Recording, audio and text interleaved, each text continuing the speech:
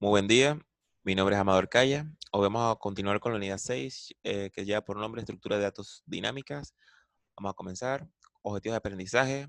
Vamos como objetivo general a explicar las diferentes estructuras dinámicas de datos en la programación orientada a objetos. Como objetivo específico, definir los conceptos básicos de las estructuras dinámicas de la programación orientada a objetos, describir las diferentes métodos de estructuras dinámicas y como último ejemplificar las diferentes métodos de estructuras dinámicas de datos.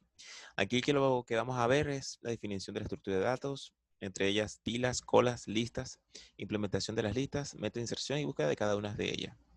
Para la definición de estructura de datos dinámica, es aquella en la que el tamaño que ocupa la memoria puede modificarse durante la ejecución del programa.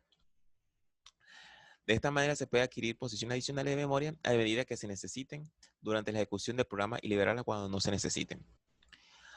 Aquí utilizamos variables continuas. Son aquellas variables que se crean y están disponibles durante la ejecución del programa. Estas variables se representan con un tipo de datos llamado puntero. Se clasifican en lineales y no lineales. Las lineales son listas, pilas y colas, y los no lineales, árboles y grafos. ¿Qué son las pilas? Las pilas es un tipo de dato especial, un tipo especial de lista lineal en la que la inserción y borrado de nuevos elementos se realizan solo por un extremo en la cual es denominado cima o tope. Vamos a ver con esta imagen. Me disculpan acá la situación, pero esta es una pila. Cuando es el cúmulo de cierta cantidad de datos. O llamamos pila también a cuando tenemos una pila de platos en el fregadero. O una pila de basura. ¿Qué pasa? Que cuando arrojamos el primer elemento, este se va a colocar en el fondo. Y cuando queremos sacar ese elemento, va a ser el último en salir. Aquí tenemos apilar datos, que vamos a colocar elementos y se van guardando uno arriba del otro. Y para cuando queremos sacar esos datos, vamos a sacar primero el último elemento, para luego el primer dato va a ser el último en salir.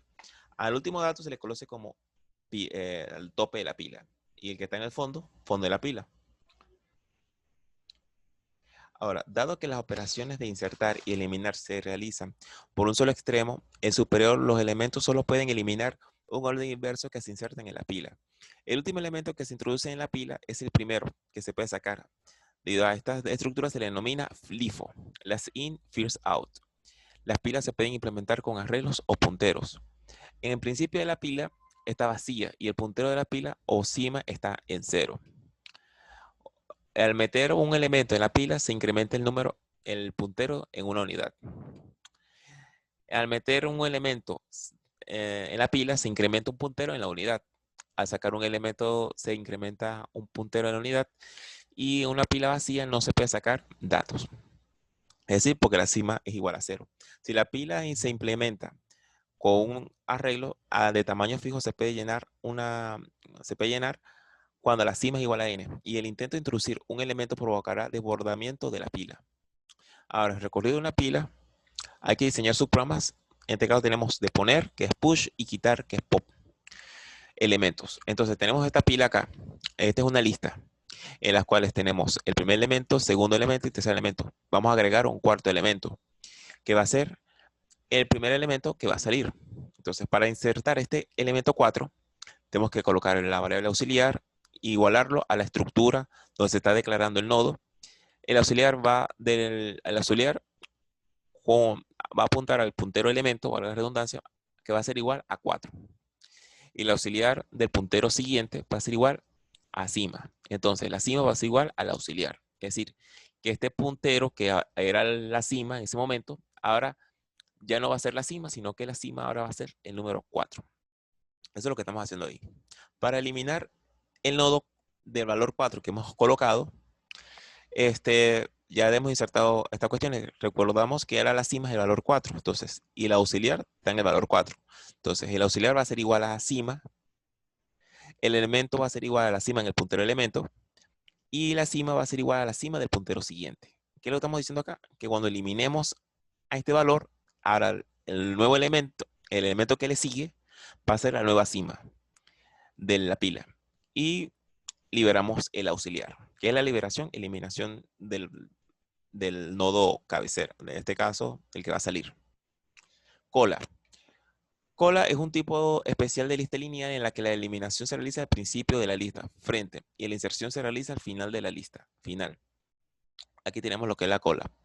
El primero en la lista va a ser el último en salir. Ahora, en la escuela el elemento que entró de primero sale de primero y el que entra de último sale de último. Debido a esta estructura se le denomina FIFO, First In, First Out. La cola se puede implementar con arreglos o punteros. Para trabajar con colas es conveniente diseñar sus programas para insertar y sacar elementos. Parecido a pila, tenemos esta lista, tenemos el primer elemento, segundo, tercer elemento y cuarto elemento. Vamos a colocar un cuarto elemento. Para la inserción de ese nodo, tenemos que declarar una variable, esa la tenemos que igualar a la variable en que se encuentra la estructura donde estamos declarando el nodo. El auxiliar del puntero siguiente va a ser igual a null. ¿Ok? Es esta auxiliar, ¿ok? Y el final del puntero siguiente va a ser igual a auxiliar. Entonces, ¿qué nos estamos diciendo acá? Que este auxiliar va a apuntar al último puntero. En este caso el 3. Y ahora al final va a ser igual al auxiliar. ¿Cuál es el nuevo auxiliar? El 4. Y aquí le estamos ingresando el 4. Ahora, para eliminación del nodo, aquí el nodo se hace por el frente, por el primer elemento. Entonces, tenemos que colocar que el puntero auxiliar o la variable auxiliar va a ser igual al frente. El elemento va a ser igual al auxiliar del puntero elemento. Frente va a ser igual al frente del puntero siguiente. ¿Qué nos estamos diciendo acá? Que cuando se elimine el puntero 1, o perdón, el nodo 1, ahora el nuevo frente va a ser el puntero siguiente, que este va a ser el nodo 2. Y así sucesivamente hasta que lleguemos a null. Entonces, y liberamos el auxiliar. Lista. Una lista es una colección de elementos organizados en secuencia que puede crecer y decrecer libremente y a cuyos elementos individuales se puede acceder, insertar, eliminar en cualquier posición. Se clasifican en contiguas, enlazadas, circulares y doblemente enlazadas. Vamos a explicar lo que son cada una de esas listas contiguas.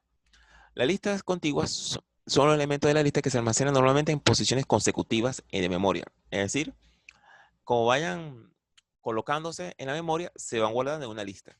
Es decir, el almacenamiento secuencial. Es decir, como se vayan guardando. Donde se definen constantemente la longitud máxima que determina el tamaño del mayor lista que se pueda tener. Es decir, que como vayan cayendo, se van organizando en una lista y haciendo su propia posición. Se implementa a través de arreglos donde la inserción o eliminación de un elemento excepto de la cabecera o al final de la lista necesitará una traslación del elemento de la lista. Aquí tenemos lo que es una lista normal. ¿Estamos claros? Llega el primer elemento en la posición 0, en el segundo elemento, y así sucesivamente. Y esta es una